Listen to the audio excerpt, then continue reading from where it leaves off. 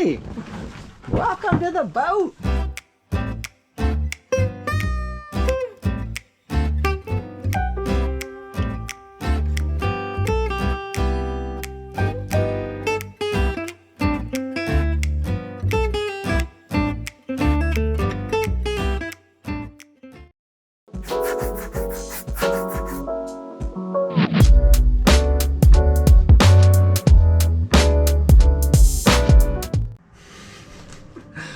Well, it's boating season, so I have a punch list of things to get the boat ready for sailing and some coastal cruising. I was starting to get overwhelmed. The main thing on my list was replacing the running rigging and replacing the anchor chain.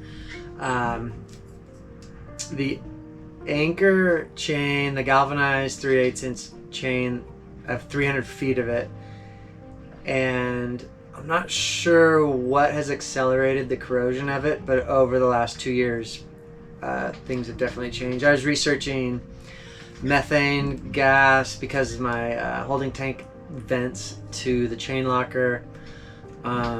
It may be just a humidity thing. I might need to figure out a way to keep that chain locker ventilated better, or ventilated at all, because the only ventilation is to the holding tank, so that doesn't count. So running rigging, anchor chain, there's some just engine maintenance, just the annual engine maintenance, changing oil and filters and whatnot, checking on hoses and belts, and just the standard stuff.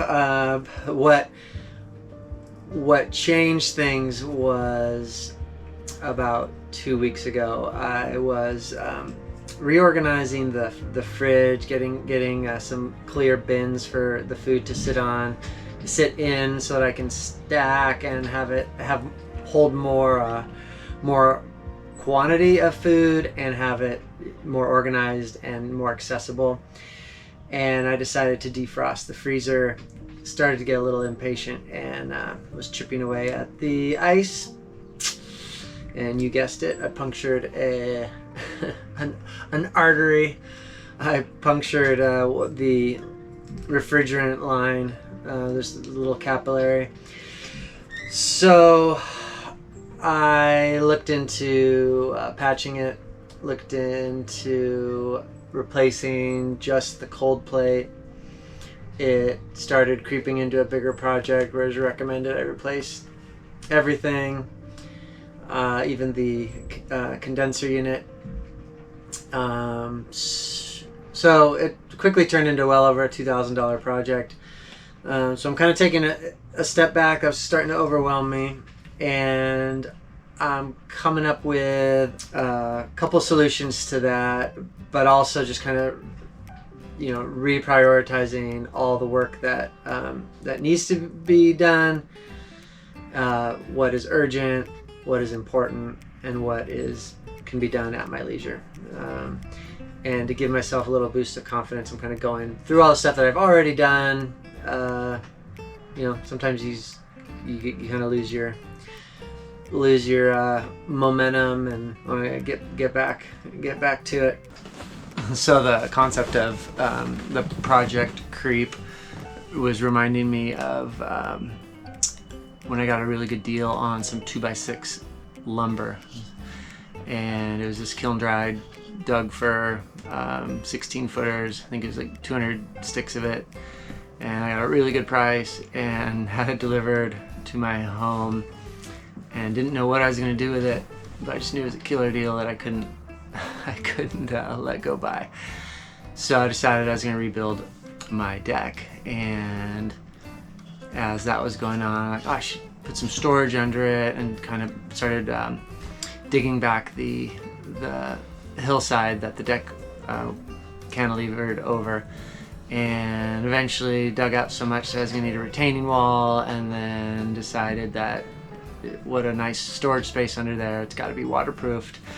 And so ended up doing a Saltillo waterproof patio decking, and it just kept turning into a bigger project, and I think $50,000 into it, I still hadn't used any of the 2x6s. So then it was, more Saltillo patios and trellises and overhangs, and finally used them all up.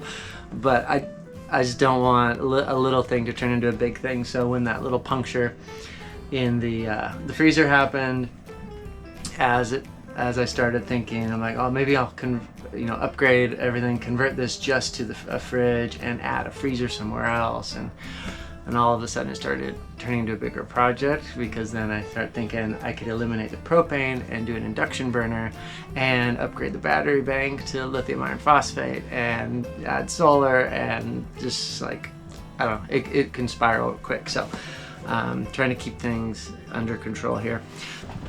Oh, hey. Hi. Look, it's a dog. Thanks for visiting. Yeah. Hobie, welcome to the boat. Welcome to the boat. What a surprise. I'm making a little video. Yeah, you know, buddy. Boat dog. Oh, yeah, bud. Mm-hmm. Yeah. You wanna go up? Yeah, you wanna go up? Okay, you can go up. You can go up. You can go up. All right, let's go. You ready? You ready? Ready, go. So going over the things that have already been done, I'll start with the biggest project that I probably took on, which was replacing the holding tank, the Blackwater holding tank, and the ventilation and the hoses, rebuilding the heads, and then moving on. There's a bunch of other smaller things that were done. But kind of going over what has been done, hopefully will give me a confidence boost to start tackling the next things and getting them done soon, and enjoying the boat out on the water, because the weather's turning, and it's going to be a beautiful summer. All right, here in the V-berth, I'm going to strip this down and get to the Blackwater holding tank. I don't know if you want to see this, but this is part of the project, and while I'm in here, I'm just go ahead and clean up and vacuum the hard to reach places, so kind of dual purpose.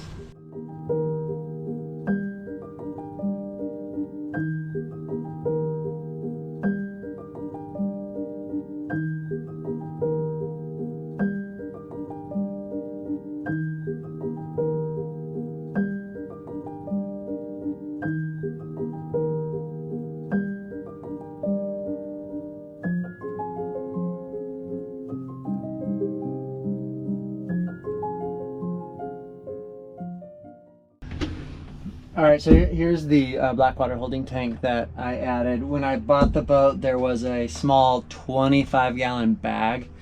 It was leaking, the hoses had been permeated, and the previous owner had wrapped them in a foil, and there was some air fresheners hanging in here under the V-berth mattress. But so I ordered this. It's the Ronco B101. I think it's 38 gallons, 44 gallons, something in that range.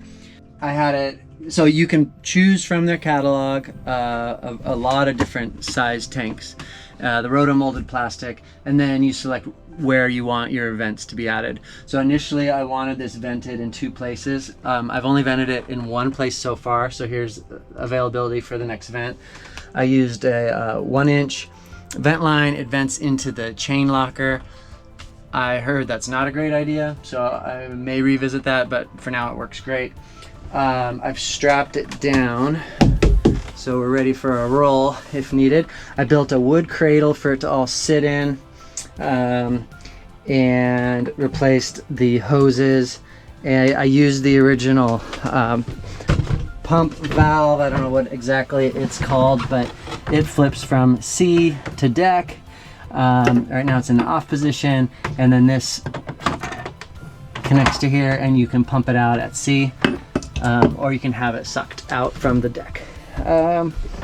So yeah, there's no leaking. I was happy to see that. I spilled some vinegar down there as I was wiping down the walls, but it's all in great shape. And the only thing I don't have is a way to tell how full the tank is. So we just kind of keep track of how many flushes are made, and just kind of get in the habit of dumping it every month or so. So this was one decent sized project. I initially tried to get the largest tank that would fit in this space. Fortunately, I made a mock-up of it out of corrugated plastic to make sure it would fit in this space. And the problem was it wouldn't even fit in the companionway. So I re-engineered it to first fit through the companionway. And then I selected this size tank, which did fit in the companionway, but it barely fit through this door right there. So that leads into the V-berth. So I'm gonna pack all this back up, but that was the tour of the Blackwater tank. Yummy.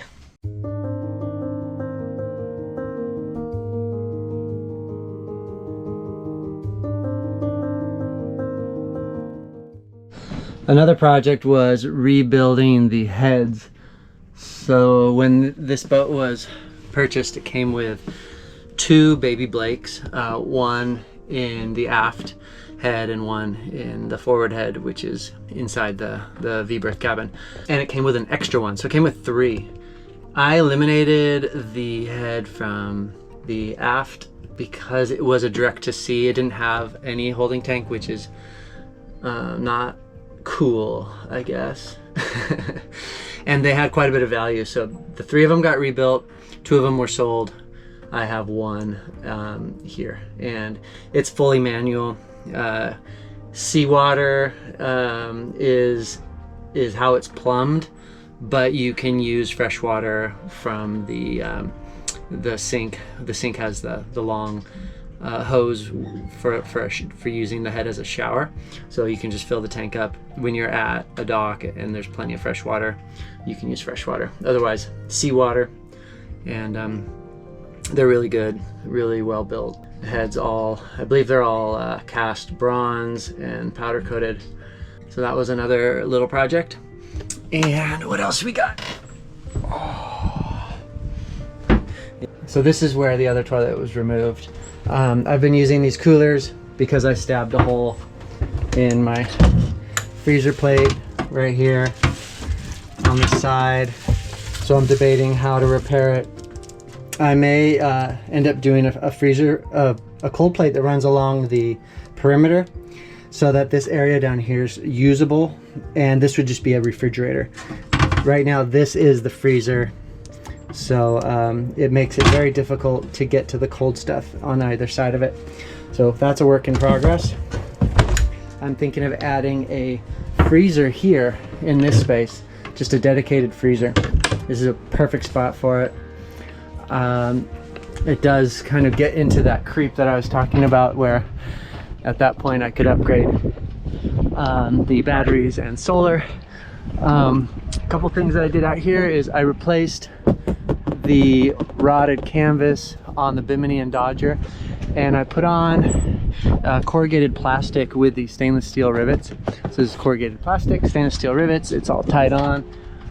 Same thing with the Bimini. And then added some little teak supports, and that's where the solar resides. So this solar is for the house batteries. This solar is dedicated to charge the batteries for the dinghy. I have 2 batteries that I swap out, so I'll be using one while the other's charging, and I can swap those out every day if needed. I added a stern anchor to the rail. That is always ready to deploy. Put new canvas on everything. That all matches, even these little seats, and the main sail cover with all matching canvas, and this little canopy in between the Bimini and the Dodger. Just a bunch of little things like that add up to just make it more comfortable and a little prettier. I want to do some interior upgrades. For example, cutlery, silverware, flatware, dishes. It'd be nice to have some pretty matching dishes, some upgraded cookware. This silicone stuff is pretty cool, light, and doesn't make noise when it's bouncing around. But anyway, I got my list to plug away at, and let's see, what else have I done? I replaced all the batteries, the house batteries, the solar panels, solar charge controllers. I've replaced things as they broke, like the water pump, sump pump, water pressure. There's been multiple leaks that I've repaired. Oh, another little project. The previous owner just estimated their fuel consumption based on how many hours they ran their engine. I tried that. Year 2, I ran out of fuel about 10 miles offshore. And since then, I added a dipstick to the fuel tank so that I can check its level. And I've been trying to keep it topped up, mostly so that there's no air in the tank to collect moisture. As I ran out of fuel out there, it sucked up the dregs on the bottom of the tank. So when I got back to the dock, I got towed in. But when I got back in, I had to purge the fuel system and had the fuel tank polished, which basically means cleaned out. So I want to keep that clean. I'm using some algicide, anti-algae, fungus, whatever can grow in diesel fuel when it sits around for years and gets wet. It gets moisture in there. Anyways, so I'm farming off the design and decor stuff to some stylish ladies. I'm calling that a pink job. I'll do all the blue jobs, and we'll see where this goes. All right, ciao.